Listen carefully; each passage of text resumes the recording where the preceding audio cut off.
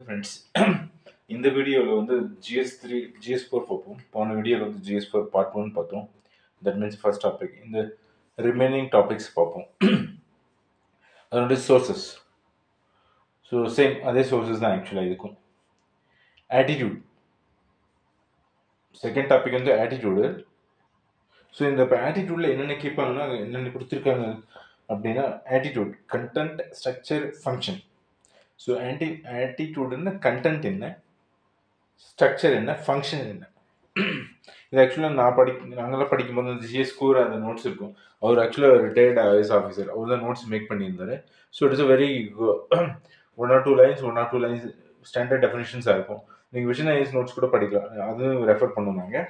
So we are not promoting என்படி, but இதெல்லாம் படிச்சுன்னு சொல்கிறேன் உங்களுக்கு. மார்க்கெட்டில் இதெல்லாம் standard materials.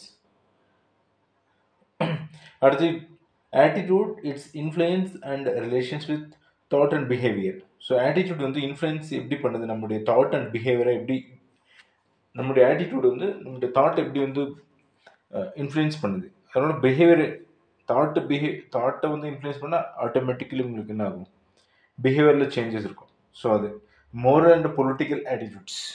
What is your moral attitude கேட்போம் இல்லைங்களா? ஸோ மோரல் ஆட்டிடியூட், உங்களோட மொராலிட்டி என்ன, right morality, wrong morality. So அந்த மாதிரி. அண்ட் பொலிட்டிக்கல் ஆட்டிடியூட்ஸ் என்ன, ஒரு ஐடியாலஜி அந்த மாதிரி, certain ideology. Social influence and persuasion. So social influence, சொசைட்டியில் நீங்கள் எப்படி சோஷியல் இன்ஃப்ளூயன்ஸ் எப்படி பண்ணுவீங்க, அந்த பர்சுவேஷன். ஸோ பர்சுவேஷன் என்ன, நம்ம ஒரு காரியத்தை வந்து கோர்சிவாக பண்ணலாம், இல்லை பர்சீவ் பண்ணலாம். பர்சுவேஷன் அந்த மெத்தட் யூஸ் பண்ணி கூட சாதிக்கலாம். ஸோ அதுக்கு தான் persuasion. So most of the civil சர்வெண்ட்டுக்கு வந்து இந்த பர்சுவேஷன் வந்து ரொம்ப இம்பார்ட்டண்ட்டு, வேற தென் கோயஷன். ஸோ இதான் இதுக்கு இந்த ஆட்டிடியூட் அந்த டாப்பிக்கு இதான். உங்களுக்கு இதுலேருந்து படிச்சிங்கனாலே போதும். ப்ளஸ் வந்து உங்களுடைய ஓன் எக்ஸ்பீரியன்ஸ் அதில் கேஸ் ஸ்டடி யூஸ் பண்ணலாம். இல்லாட்டி நியூஸ் பேப்பரில் அப்பப்போ வரும் இதுக்கு ஆட்டிடியூட், அந்த பொலிட்டிக்கல் ஆட்டிடியூட்ஸ்லாம் கண்டிப்பாக வரும். பொலிட்டிக்கல் ஐடியாலஜிஸ் அதெல்லாம் கூட நீங்கள் நியூஸ் பேப்பர்லேருந்து எடுத்து வச்சுக்கலாம். ஸோ இதை பேஸ் பண்ணி தான் உங்களுக்கு கொஷின்ஸும் மோஸ்ட்லி இருக்கும். ஸோ நெக்ஸ்ட் டாபிக் பார்ப்போம். ஸோ நெக்ஸ்ட் டாபிக் 3 GS4ல் aptitude and foundational value for civil service, then integrity, impartiality and non-partisanship, objectivity, dedication to public service, empathy, tolerance and compassion towards weaker sections. So இது வந்து இப்போ day to day லைஃப்பில் வந்து ஒரு administrator வந்து அவருக்கு உண்டான வேல்யூஸ் தான் இந்த பப்ளிக் அட்மினிஸ்ட்ரேஷனில். That means civil services. So இதுக்கும் இந்த 4 standard books, Lexicon ethics, DK Balaji ethics and integrity aptitude, GS Score notes, Vision IAS notes, இதில் ஏதாச்சும் ஒன்று வந்து நீங்கள் ஒன்றுக்கு எது நல்லா இருக்கும் உங்களுக்கு நீங்கள் படித்து பார்த்து உங்களுக்கு ரெஃபர் பண்ணாலே தெரியும். அதை சூஸ் பண்ணிங்கனாலே போதும். எல்லா டாப்பிக்கும் ஒன்று தான் வந்து பெஸ்ட்டாக இருக்குன்னு இல்லை. ஒவ்வொரு வேர்ட், தட் மீன்ஸ் ஒவ்வொரு சப் டாப்பிக்கும் ஒவ்வொரு நோட்ஸ் வந்து பெஸ்ட்டாக இருக்கும். ஸோ அதை சூஸ் பண்ணுங்க. அடுத்து இது வந்து சிவில் சர்வீசஸ் பில், அது வந்து டிராஃப்ட் இருக்குது. 2007 பில் அது. ஆக்சுவலாக இது வந்து நமக்கு இன்னும் இதுவாகல, பில் பாஸ் பண்ணல. ஸோ அதனால் டிராஃப்ட் இருக்குது. அந்த பில் எல்லா வேல்யூஸ் கொடுத்துருப்பாங்க. அந்த இன்டெகிரிட்டி, இம்பார்ஷியாலிட்டி, எல்லா சிவில் சர்வீஸ் வேல்யூஸ் எல்லாம் கொடுத்துருப்பாங்க, ஃபவுண்டேஷன் வேல்யூஸ். ஸோ அதை படிச்சிங்கனாலே இதில் இந்த டாபிக் வந்து உங்களுக்கு கவர் ஆகிடும். அது நெட்லேயே இருக்கும். அடுத்த டிஓபிடி வெப்சைட்லேயும் அது கொடுத்துருப்பாங்க. டிஓபிடி வெப்சைட்டில் நீங்கள் டேக்கில் போயிட்டு சர்ச் பண்ணிங்கனாலே உங்களுக்கு இதனுடைய ஆன்சர் கிடைச்சிடும். ஸோ இன்டெகிரிட்டினா என்ன, இம்பார்ஷியலிட்டினா என்ன, நான் பார்ட்டிசன்ஷிப்னா என்ன, இதெல்லாம் ஒரு ஆஃப் பேஜுக்கு வந்து நீங்கள் நோட்ஸ் எடுத்து வச்சுங்க. எக்ஸாம்பிள்ஸு, அதனுடைய ஸ்டாண்டர்ட் டெஃபினிஷன்ஸு. எக்ஸாம்பிள் கேட்டால் இப்படி தான் கேட்பாங்க. இன்டிகிரிட்டி என்ன, டிஃபைன் இன்டிகிரிட்டி வித் எக்ஸாம்பிள்ஸ், இல்லை அவங்களே ஏதாச்சும் ஒரு இது கொடுத்துருவாங்க எக்ஸாம்பிள்ஸ், இது வந்து டிஃபைன் பண்ண சொல்லுவாங்க. ஸோ அவ்வளோதான். இதுக்கு ஒரு ஆஃப் பேஜ் எடுத்தீங்கனால போதும் உங்களுக்கு நோட்ஸு. அடுத்து எம்பத்தினா என்ன, dedication to public service. So obviously அப்ஜெக்டிவிட்டினா என்ன, இதோட அப்ஜெக்டிவிட்டி அதெல்லாம் தெரிஞ்சிருக்கணும். சப்ஜெக்டிவ் தென் அப்ஜெக்டிவிட்டி. ஸோ இதுக்கு இந்த இது போதும். யோஜனா எத்திக்ஸ் சொன்னேன் ஆக்சுவலாக. அது யோஜனா எத்திக்ஸில் வந்து இந்த சிவில் சர்வீஸ் ஃபவுண்டேஷன் வந்து கண்டிப்பாக இருக்குது. ஸோ அதை ரெஃபர் பண்ணுங்க. அதில் அடுத்த நியூஸ் பேப்பரில் உங்களுக்கு சிவில் சர்வீஸ் ரிலேட்டட் ஆர்டிகிள்ஸ்லாம் வரும். கரப்ஷன்ஸ், இன்டிகிரிட்டி, அது மாதிரி நிறைய வந்துட்டு சிவில் சர்வீஸ் ரிஃபார்ம் பண்ணணும், அதுக்கு ஏன் பண்ணணும் அப்படின்னு ரீசன்ஸ் எல்லாம் கொடுத்துருப்பாங்க. ஸோ அதெல்லாம் இந்த ஃபவுண்டேஷன் வேல்யூஸில் வந்துடும். ஓகேங்களா? ஸோ இதை ரெஃபர் பண்ணுங்க. It's more then enough. Next topic பார்ப்போம். ஓகே ஃப்ரெண்ட்ஸ், நெக்ஸ்ட் டாபிக் வந்து பார்ப்போம். Topic 4, emotional intelligence. So emotional intelligence ஒரு அட்மினிஸ்ட்ரேட்டருக்கு ஏன் வேண்டும் அப்படின்றதுக்கான கொஷின்ஸ் தான் இதுலேருந்து வரும். எக்ஸாம்பிள்ஸ் எல்லாம் கேட்பாங்க.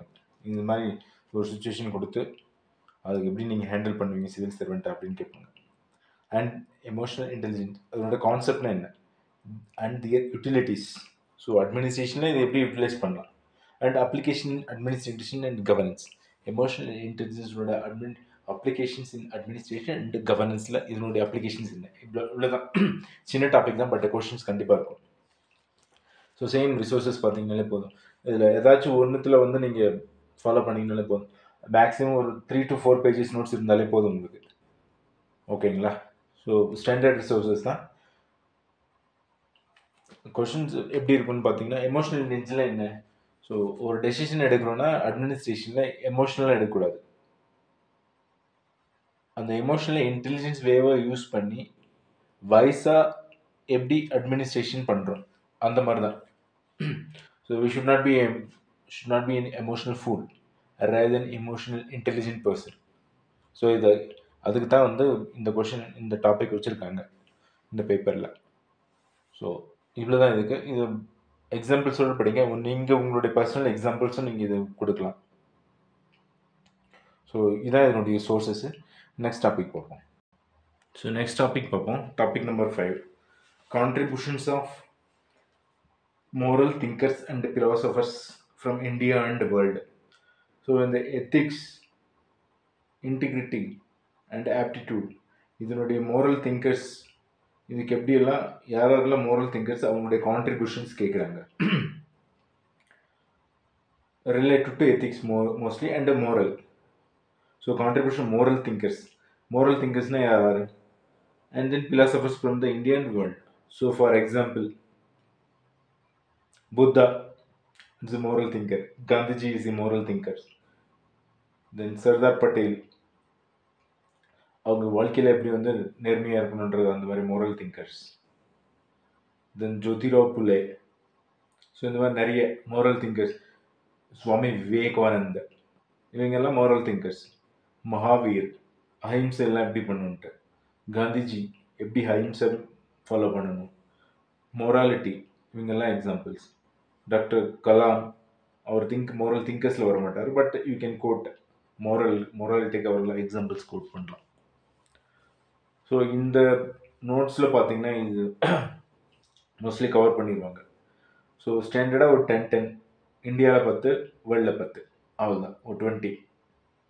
That is more then enough. அடுத்து வந்து பிலாசபர்ஸ். அதில் உங்களுக்கு மேக்ஸிமம் ஒரு 7-8 கூட வச்சுங்க, பிரச்சனை இல்லை. ஏன்னா கேட்கும் போது நீங்கள் எக்ஸாம்பிள்ஸ் கோட் பண்ணி அவங்க என்ன சொல்லியிருக்காங்க மோரலிட்டி அந்த மாதிரி கோட் பண்ணால் போதும். அடுத்து பிலாசபர்ஸ். ஸோ இந்தியன் பிலாசபர்ஸ் இருக்கலாம், நம்ம ancient Indian philosophy, modern philosophy India, then world லெவலில் பிலாசபி, சாக்ரட்டிஸ், பிளாட்டோ, இவங்கெல்லாம் அந்த மாதிரி பிலாசபர்ஸ். அவங்க மொராலிட்டி அவங்க என்ன எப்படி கன்வே பண்ணியிருக்காங்க அந்த மாதிரி, அவங்களுடைய எக்ஸாம்பிள்ஸ் புக்ஸ் எல்லாம் என்ன எழுதியிருக்காங்க அதெல்லாம் ரொம்ப இம்பார்ட்டண்ட்டு.